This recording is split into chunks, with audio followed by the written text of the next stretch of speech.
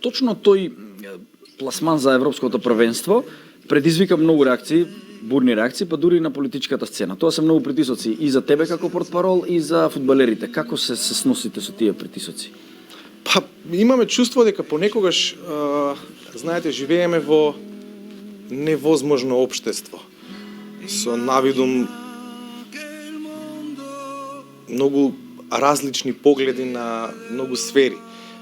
Ама на крајот од денот, кога ќе сватите дека сите тие навивачи, и македонци, и албанци, и турци, и од сите политички партии доаѓаат за да го бодрат и Барди, и Елмас, и Столе Димитриевски, и Стефан Ристовски, и сите останати во тимот, дури и за помладите возрастни македонски репрезентации, тогаш си велиш дека тоа е тоа. Да.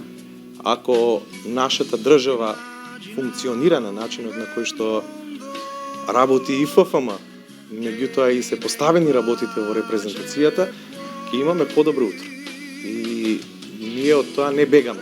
Тоа е начинот кој што донел успех и треба само да го продолжиме, ништо повеќе, ништо помалку. Да, добро кажам. Се надевам дека ќе слушнат и тие што треба да слушнат.